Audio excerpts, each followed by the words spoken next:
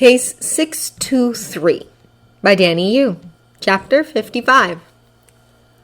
Barnes can't make sense of anything. Not the clumsy sketches. Not the huge clump of emptiness that wakes him up at night reaching for something that's not there. It threatens to drive him crazy. In the end, he puts the notebook holding the sketches to the bottom of the pile and focuses back on the dreams that make sense. The memories he can place. He still wakes up that night aching, reaching for something that's not there, and all he can do is curl up around himself and try to forget the hole in his chest. It shouldn't be so hard, should it? He's forgotten so much already. Why can't he forget this? Tony damn well knew that playing the turtle never ended well, but fuck all, he hadn't had a proper conversation with Rogers in Thor even knew how long, and now that Rogers knew that Tony knew, Tony was even less interested in a conversation than he'd been before. Still, somehow, when Steve asked for him, Tony couldn't quite bring himself to say no. The raft was a desolate place. Tony hadn't explicitly designed it to be that.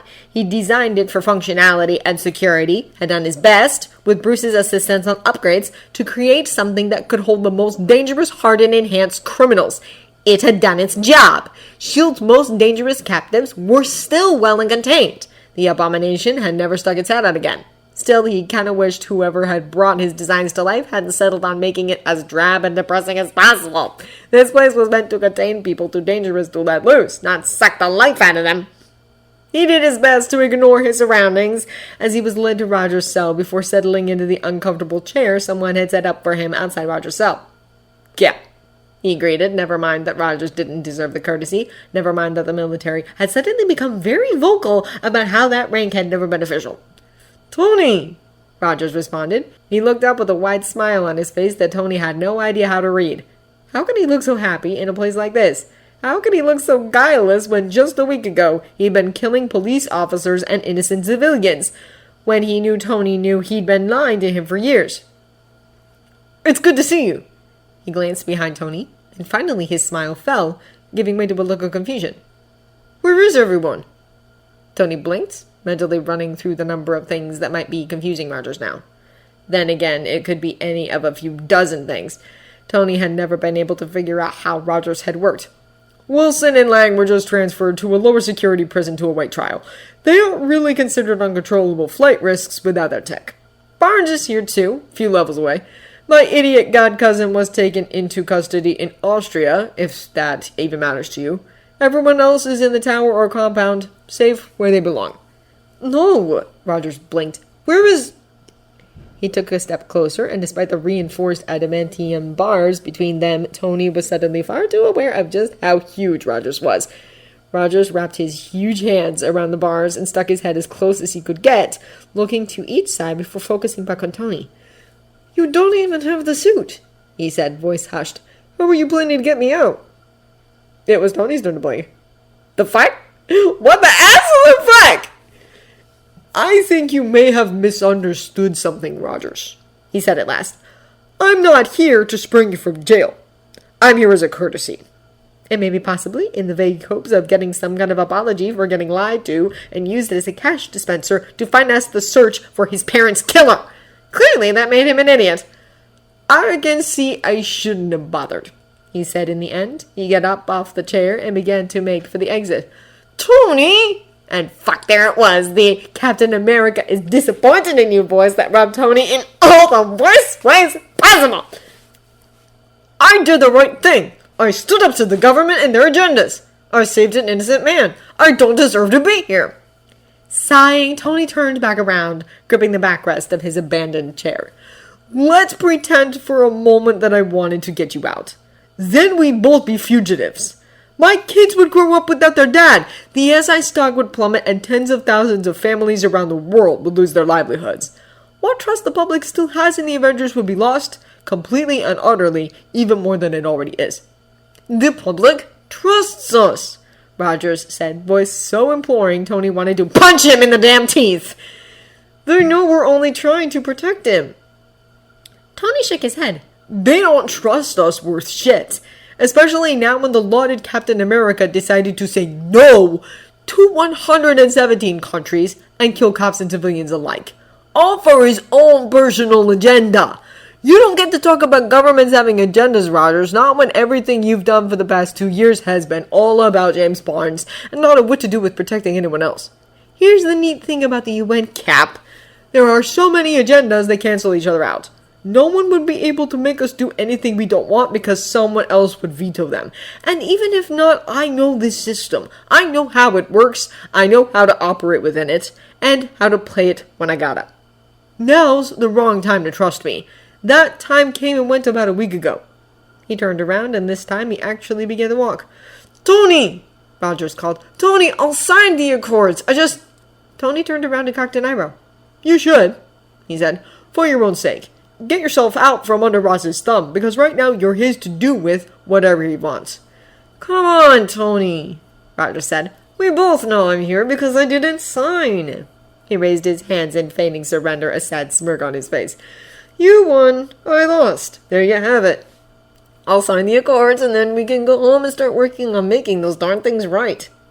Tony squeezed his eyes shut, felt exasperation run through them. That's not what's going to happen. If you wanted to help shape the accords, you should have gotten involved when I first told you about them, or when they were presented in the compound. Ross? Screw Ross, Tony shouted. The accords remove us from his jurisdiction entirely. He didn't want you to sign, and he played it like a fucking fiddle.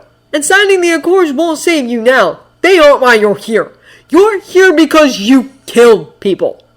Real, actual, innocent people. I saved an innocent! Rogers objected. What's the difference between now and a week ago? You told me that if I signed, that would all go away. Not my proudest moment, Tony agreed. In my defense, that was before anyone truly knew the scope of the disaster you caused. The Accords Council was desperate to get the Accords ratified and pushed through before Ross made the situation worse. Everything could still have been spun. But the cat's out of the bag now, and there's no way to put it back in. Letting you off scot-free would undermine the Accords so much, they stopped mattering. And they're too important for that, for our safety and everyone else's. At least get me a proper lawyer, Rogers said, a muscle in his jaw was jumping. The court-appointed one they gave me, I'm pretty sure he has no idea what he's doing. Tony sighed. You'd have to pay for one yourself, or get someone else to do it for you. Tony said, I can't. I'm still the Avengers liaison to the UN, and I still have a company relying on me. I could wash my hands of you. Somehow the words were almost liberating, and this time as he turned and left without looking over his shoulder, despite Roger's repeated calls of his name, he felt like an actual physical weight had been lifted from his shoulders. He wasn't entirely sure what made him take the detour, but somehow he just couldn't seem to help himself. The guards holding this level looked at him curiously, but did nothing to stop him. Again, Tony felt the general gloom of the place pressing in on him, threatening to reach out and strangle him. He took a deep breath, willed it to hold him steady. At last, he rounded the final corner and came face to face with the cell he'd promised himself he'd avoid at all cost. Unlike Rogers, Barnes wasn't prowling around in there.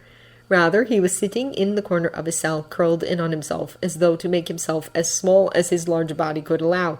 He finally raised his head, at least a little, when Tony walked up to the bars.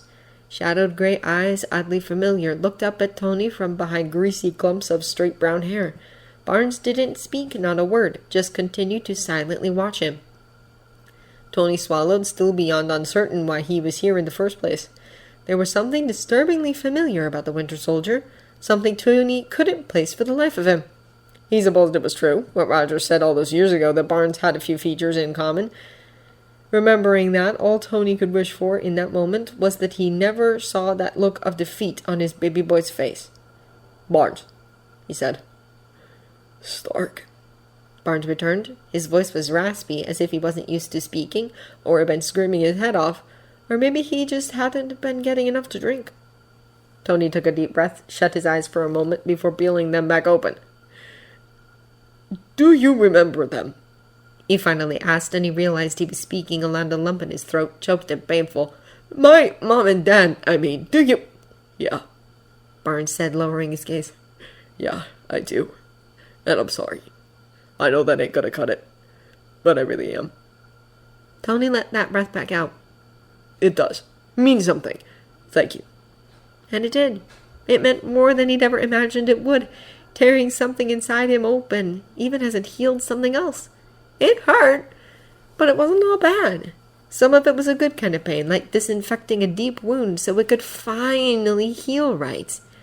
Tony nodded and turned around to leave. Stark, Barnes called, and he still sounded so apologetic Tony couldn't help but feel for him, at least a little. His voice shook. My backpack. Do you know where it is?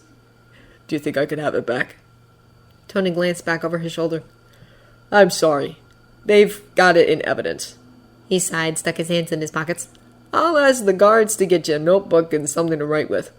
He wasn't sure there was a writing instrument in existence Barnes couldn't turn into a weapon, but quite frankly, unless someone triggered him like Zemo had, Barnes didn't look fit to hurt a fly. It was reassuring, but also oddly painful to see. He turned around and walked away. Somehow he was almost certain that even if he could put Rogers behind him, that second meeting, that short conversation, that he wouldn't be able to shake.